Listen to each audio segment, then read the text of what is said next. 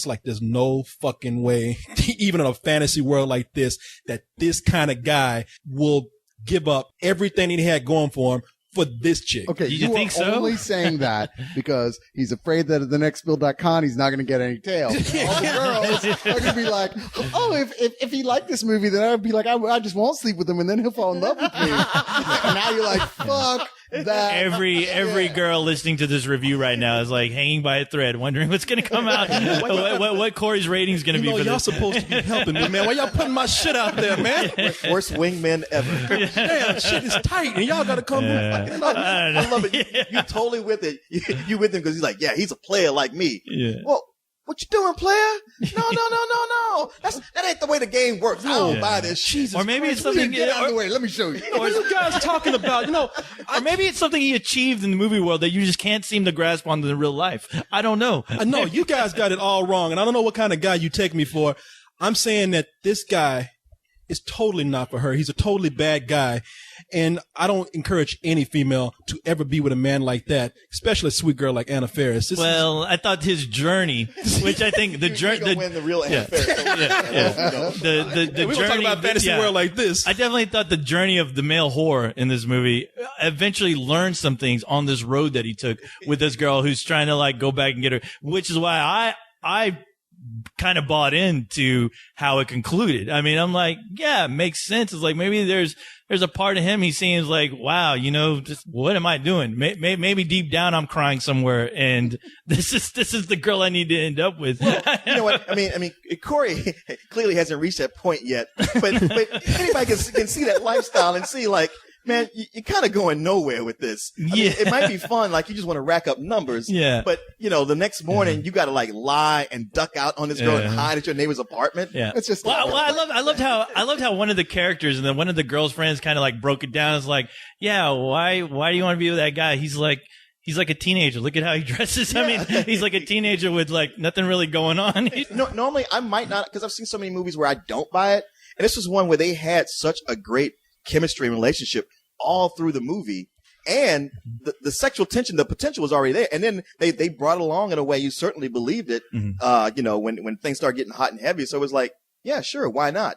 I do like the fact with the rom-com aspect, they go like, there's that point where it's like, okay, we can't deny the fact that we're a rom-com, we got to have that big ending, chase them to the airport or run across the city, and yet even while they're doing that, they still managed to pull in some jokes that made it funny or had some unexpected turns. It's like, yeah, if you got to go out big. Which is overall like the saving grace of this film. When you start to think, oh God, okay, here's where we go into the paint by numbers romantic comedy.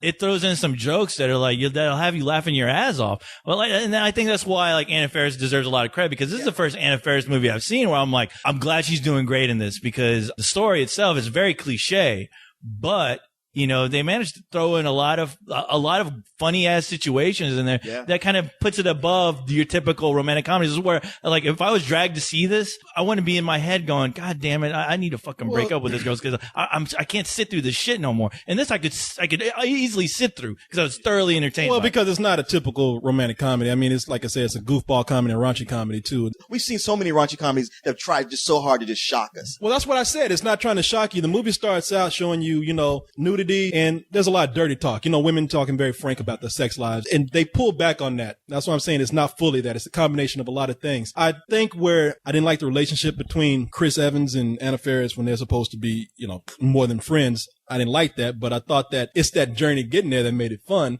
When they're going and trying to find all these guys, all these cameos by all these ex-boyfriends, there's a little bit of comedy gold in each one of them. It varies. Sometimes. Like, who are we talking about? I have no idea who's you know what? in this. It's almost better to not say. Really? Yeah. The fun is in the surprise. Yeah, like some of them, like you go, oh, that guy, and it works. I'm impressed to see Joel McHale's in it. Well, Martin Freeman's in it. Who's that black actor that I always like a lot? So right after I said Morgan Freeman, don't say. Let's go ahead and list them. Yeah, lots of hobbits in that movie.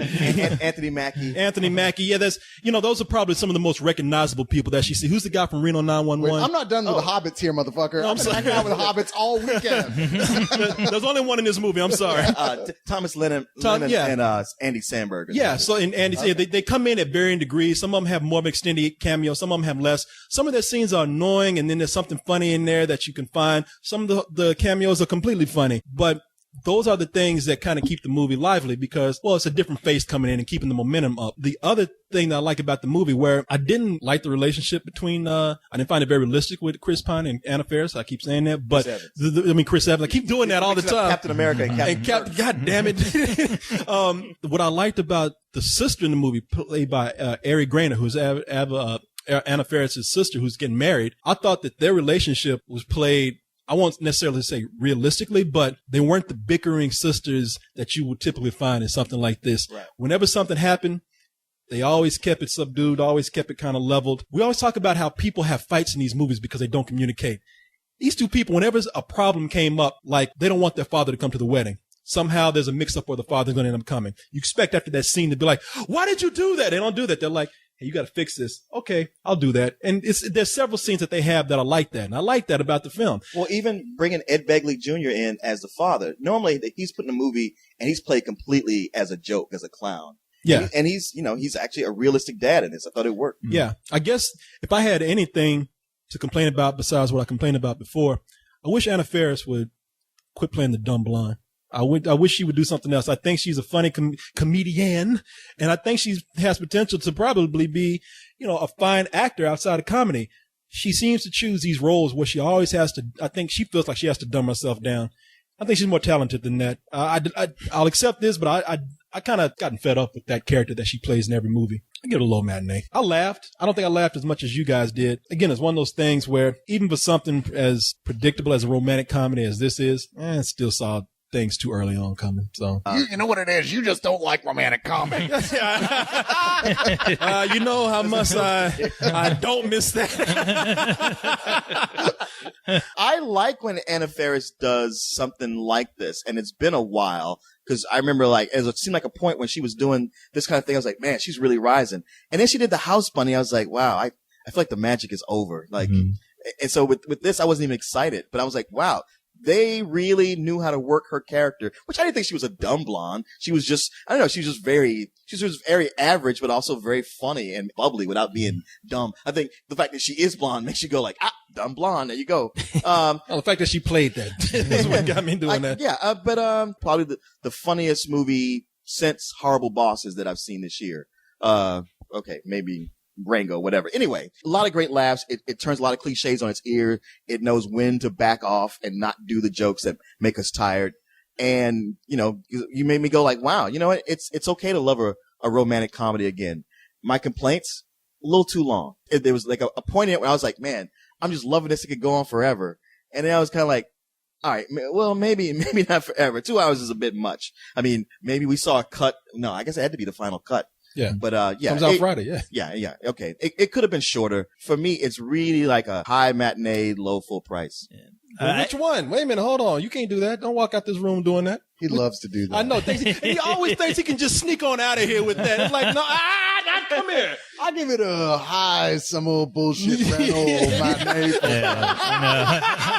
Okay, but here's the thing. No matter what we say in the synopsis, it's going to give some other completely different rating. What is it? That Pick is one. true. Make a decision. I'm going to say a low full price. Okay. Yeah, I think the reason why you felt it was long, because I felt that same way too. I thought that's because the story gets into the conventional trappings of a romantic comedy, but I didn't think Anna Faris was playing a dumb blonde at all.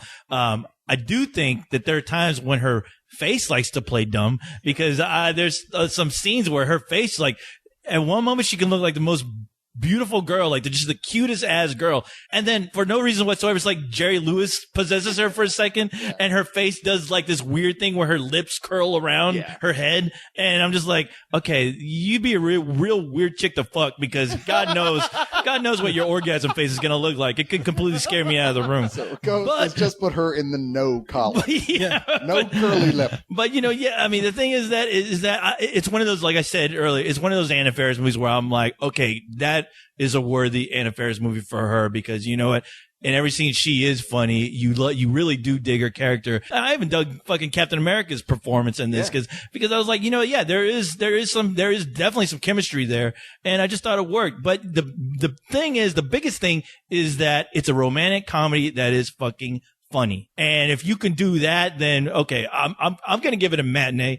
And the only reason why it's a matinee is because it does fall in the trappings of a typical romantic comedy. But I enjoyed it thoroughly. I mean, think I really Carlos did. hit on it though about, what you're saying, why I feel the same way you do. You're always like, Anna Faris, she's clearly a very talented girl and you feel like she could do better than this, but there's the face that she does. There's something about that. I've seen it in other movies. They're like, there's something about that face that she makes. She just looks like she's kind of a goofy, ditzy blonde, regardless of what the character is she's playing. That's probably, she didn't get offered a lot. That's not that role. Well, she's also got that kind of little girl's voice too. Yeah, she's got that as well. Yeah, she's not going to be like, helping to invent the polio vaccine. Well, I've analyzed his face. I've drawn diagrams. Here we go.